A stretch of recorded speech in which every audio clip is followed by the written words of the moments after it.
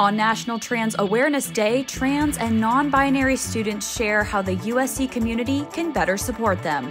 USC athletes reflect as players head into a different kind of court, the Supreme Court of the United States. Looks like someone forgot their mask.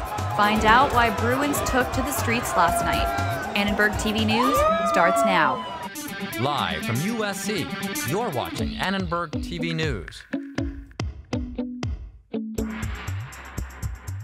You know, that's an experience that I've dealt with year after year. You know, I've been in classes where I've tried to explain myself and been like, well, I'm non-binary, so, you know, in film these characters are me and that's why they're non-gendered, and my professor being like, right, well, you know, since you have breasts though, aren't you a woman? That's something that's been directly said to me. REANNA CRUZ is one of many trans and non-binary students who feels that when it comes to gender, USC has a long way to go. I'm Savannah Welch reporting from Oklahoma City.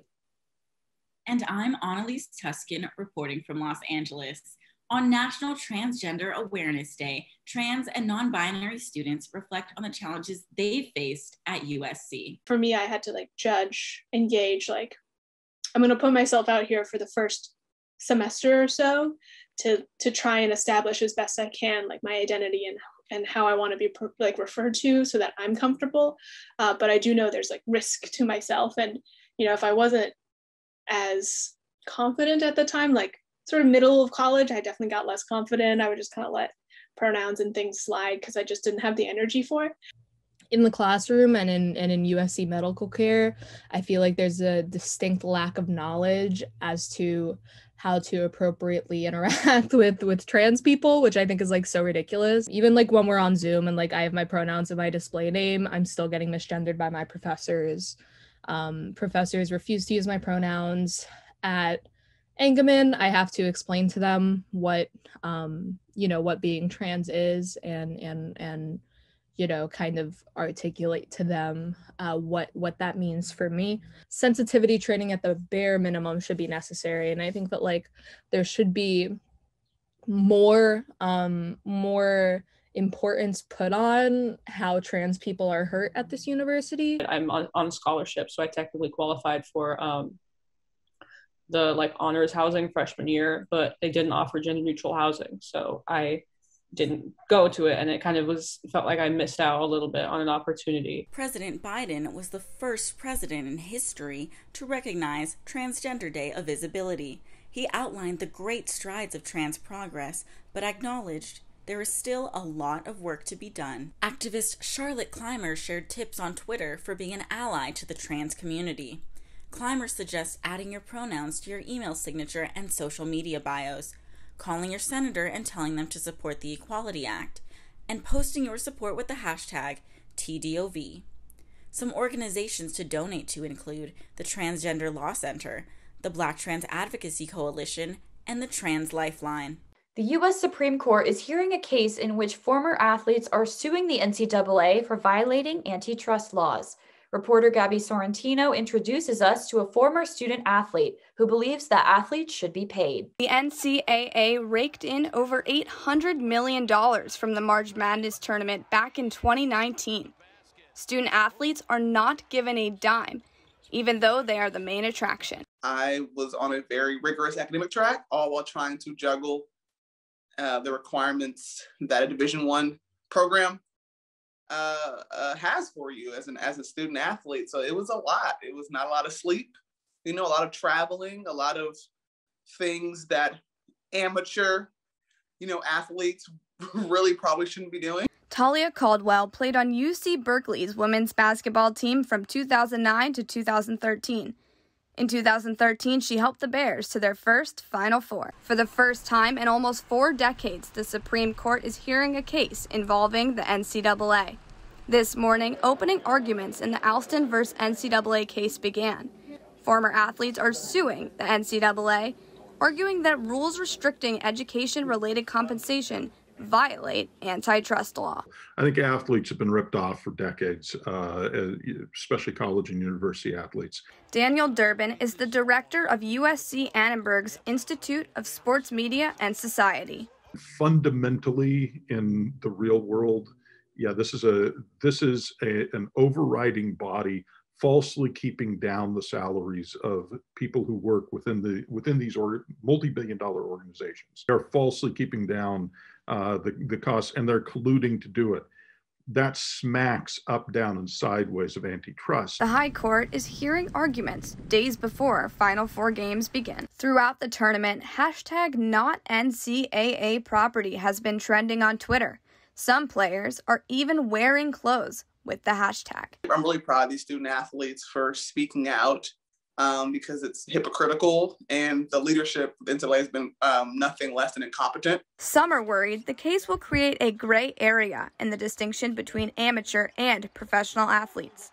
However, students on scholarship for music or arts can profit off of their work, while athletes cannot. People don't realize every other student on campus, whether they're on academic scholarship, whether they are grants, like no matter if they're paying for school or not, they can make money off of what they're good at. If someone wants to pay you for what you're good at, you're able to do that, but athletes can't. For now, athletes and universities throughout the country await the Supreme Court decision. The ruling is expected late spring or early summer. The decision could change the future of college sports for years to come. For Annenberg Media, this is Gabby Sorrentino. President Biden unveiled his new infrastructure plan today with a $2 trillion price tag. That may sound like an astronomical amount of money, but close to the top of the to-do list is creating affordable housing. Over $200 billion will be spent on creating 2 million homes. Half of those will be energy efficient, and a chunk of those will be exclusively for low and middle income buyers. The plan also aims to eliminate some zoning laws, which the White House says inflates construction prices. President Biden announced more actions to confront the increase in anti-Asian violence, xenophobia, and bias. The White House initiative on Asian Americans and Pacific Islanders will be reinstated and reinvigorated to promote more inclusivity, belonging, and opportunity for those communities. The plan will increase funding for organizations fighting anti-Asian racism, establish an anti-xenophobia task force, call for the celebration of Asian American contributions to the United States, and fund research into discrimination and xenophobia. Hundreds of UCLA students took to the streets of Westwood last night to celebrate the Bruins' win over top-seeded Michigan and a spot in the Final Four. Masks were hard to find in the rowdy crowd. Students started at least 2 fires last night as UCLA students gathered to celebrate the Bruins' win. A couch was lit on fire outside Fraternity Row, and fireworks were also set off. A reporter says he felt out of place wearing a mask. It was hard not to feel a certain degree of elation and excitement and joy with the students. At the same time, in the foreground of my mind, I couldn't help but think about the context in which this was happening, that we were still in a pandemic, that trend lines are starting to point the wrong direction. For those of you who need a reminder, you should still practice social distancing and wear a mask when outside. Vaccines are opening the doors for mini family reunions all over the country. Annenberg Media's Liana Falk spoke with 2 students about the importance of family and reconnecting with loved ones. I've got the love of Jesus. FaceTime and socially distant waves through glass windows became the norm. Hey honey, it's John. Now, families are finally saying hello to their loved ones in person, who some haven't seen in over a year. Seeing them and knowing that, I was safe and they were safe was just a lot of relief. I loved spending time with her, and I know she was really happy to have someone visit. Kelly Tomans reunited with her grandmother, Valda, at her home in Cleveland, the first time since the holidays before COVID hit. The last time I'd seen either of my grandmothers was Christmas of 2019. I was really looking forward to taking weekend trips to visiting them. But with COVID, my first semester, I didn't go see them at all just because I didn't want to put anyone at risk. Like Kelly, families are able to visit their loved ones in person again due to vaccinations and loosened restrictions nationwide. Christian Reyes is a student at USC. He hadn't seen his family in 7 months. Once he and his family were vaccinated, he booked a trip home to Sacramento. When I first got there, the first thing we did was hug each other. So it was kind of strange being able to do that, but it was really refreshing after a while. With 6 feet of distance, physical touch is impossible, so a hug from your grandma is the best remedy to cure those quarantine blues. There was just a lot of relief just being able to see them and like give them a hug, especially since I hadn't really given anyone a hug in a long time. So it was just so nice to see them and just know that they were okay. After a few hugs and kisses, Christian and Kelly both took time to reconnect with their grandparents. He just has this incredible story, and just like really trying to learn as much about them as I can and really just take advantage of the time that I do have with them now. It's just really amazing hearing all the times that they lived through. And I think that really helps me want to connect with them more. Being able to sit with their family and listen to their stories and listen to their memories is something that we should really take advantage of. It's safe to say these families are reunited, and it feels so good. The CDC says family members who are fully vaccinated are safe to visit with unvaccinated loved ones from a single household, indoors, and without masks. However, they do not yet encourage long-distance travel. In Los Angeles, for Annenberg Media, I'm Leanna Falk. Break out your camping gear. Several national parks are set to reopen. Reporter Isabella Bright shows us where several campsites are opening as early as today. A few hours north of Los Angeles are the Sequoia and Kings Canyon National Parks. Many campgrounds have remained closed or at limited capacity since March of 2020 due to COVID-19 restrictions. Park staff are eager to welcome back visitors. I'm very excited that people are going to be able to come and camp again. Just see happy people out enjoying the parks and getting an opportunity to be outside in the fresh air after a year, I think, that's been really hard for a lot of people, made people feel pretty cooped up. This is a great place to come and explore and be back out in the world again. A USC student guide at SC Outfitters is looking forward to her next trip. Now that things are kind of opening up a little bit more, and I was just recently fully vaccinated, I'm really excited to kind of get out there back into the world again, and definitely visit Sequoia Kings Canyon because those are two of like the closest national parks to LA. For all campgrounds, reservations are now required as part of an effort to reduce person-to-person contact. These can be made up to 1 month in advance at www.recreation.gov. TikTok star Addison Rae sparked conversations on white privilege after going on The Tonight Show with Jimmy Fallon and performing some TikTok dances. Annenberg Media's Sutton Reeks explains, it wasn't long before social media snapped back. TikTok sensation Addison Rae has come under fire. She went on The Tonight Show with Jimmy Fallon last week and taught him TikTok dances. But it wasn't long before viewers criticized Rae and Fallon for not crediting the creators of the dances, who are predominantly Black. I'm sure that it never occurred to them, which is part of white privilege. It never occurred to them that there were Black people who had innovated these dances that Addison Rae was doing. Author and media personality TOURE says this continually happens to Black creators. It was a big, stark difference of how Black people can innovate and do it twice as well and still not get the attention and energy and money that white people can just for showing up. The Fallon team added the creators in the video description, but TikTok presents new challenges for crediting dances, as an expert in copyright law explains. The Copyright Office in the US, for better or for worse, doesn't recognize something that short as being original enough to warrant copyright protection. But of course, TikTok encourages you to do short things. So in a way, TikTok, the affordances of the platform are encouraging people to create things that are not protectable. But Sinrick adds, this is still a teachable moment. White allyship should include that kind of explicit acknowledgement of historical inequities and, individual debt to collective creativity. Rae responded to the backlash, saying she never intended to take credit for the dances. She's hoping to meet up and dance with the creators in the future. For Annenberg Media, I'm Sutton Reekes. Well, we've already heard a lot about sports today. Are you ready for some more? I'm always ready. Hi, I'm Lachelle Smith reporting from Los Angeles. USC's men's basketball run in the NCAA tournament has come to an end, but head coach Andy Enfield is still proud of his team for getting this far in a very unconventional season. There was no summer. We didn't even meet our players until half our team. We never met in person until September 1st. So in my coaching career, I've never seen a team develop a chemistry and a culture on and off the court like this team has. They improved dramatically from the start of training camp throughout the season, keep getting better and better, and I think you saw that in the NCAA tournament. We became a very good basketball team. Freshman standout Evan Mobley had one of the best moments in the tournament that may go down as one of the top dunks in March Madness, as he comes through the lane for a monstrous dunk, meeting the Oregon defender at the rim.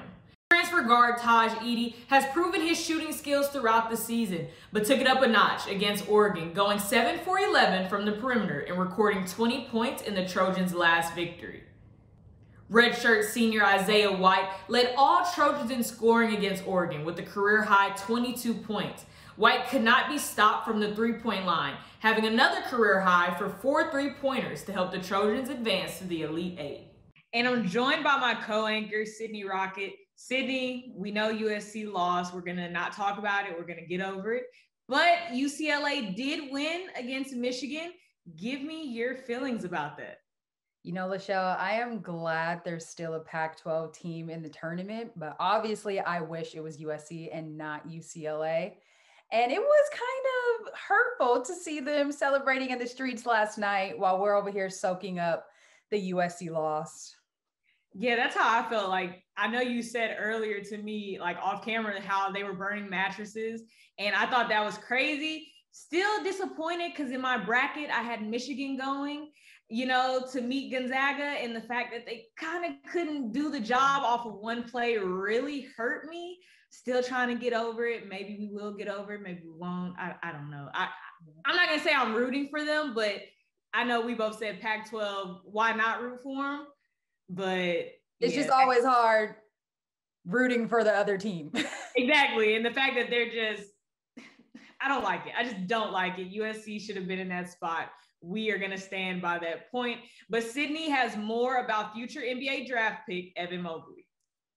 7-foot freshman forward Evan Mobley had a dominant presence on the court for the Trojans this season, and he is proud of how far his team has come. We did great. A lot of predictions before the season. Didn't predict us to go anywhere this far. We were big like 6th in the Pac-12. I'm just happy we came this far. Yeah, and we left it all out there on the floor. The freshman star averaged 16.4 points, 8.7 rebounds, 2.4 assists, and went 57.8% from the field this season. Mobley's diligence helped him become the first Trojan to ever win the Pac-12 Player of the Year, Freshman of the Year, and Defensive Player of the Year awards. After a season like this, he is expected to be the second pick in this year's NBA draft. The whole entire experience was great. I'm glad I came and chose this school to play for. And it's everything that I hoped it would be. We fell a little short, but I'm glad we even made it this far. We will see what comes next for Evan Mobley's basketball career in the coming weeks. Well, that's all for sports. Now back to news.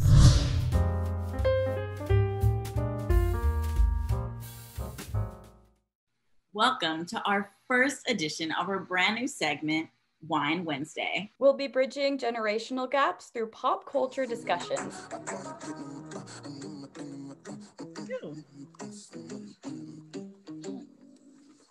Creepy.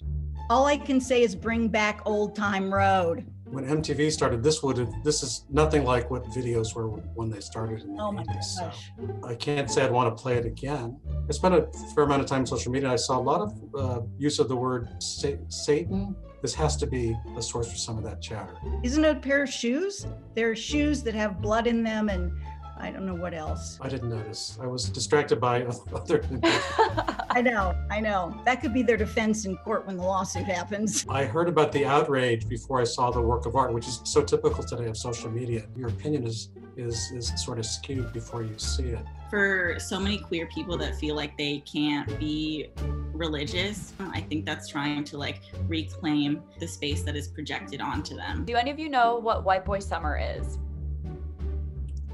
Oh man, you got me on that. No idea. Enough is enough. Oh my okay, gosh.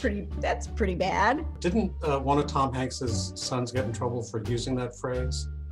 Yes. Wow, Henry, you are cutting edge. That would be Ted Hanks is the one who likes to get in trouble. Hanks must be so disappointed and embarrassed. Joe promised to do a lot in his first 100 days. He's done so much, now he's getting to some smaller item. Mitch McConnell's going to block it for budgetary reasons. So I think, is that part of the $2 trillion budget? I think Mitch McConnell, this would be like the first time he actually completely agrees with Joe Biden. I hope we're not, I didn't seem like I was endorsing white boys, whatever, white. How do you guys feel after having so much pop culture information thrown at you? I'm exhausted. I'm going to say I'm more exhilarated because now I know why Satan is trending on Twitter. If a young person asks me about something, I might be a little more informed. That's all for Wine Wednesday. Cheers. Thanks for joining us. We'll see you next week.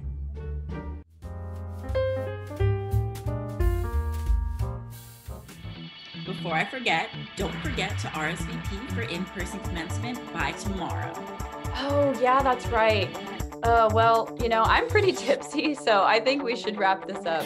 Thanks for watching Annenberg TV News. From everyone here in Annenberg Media, have a great night.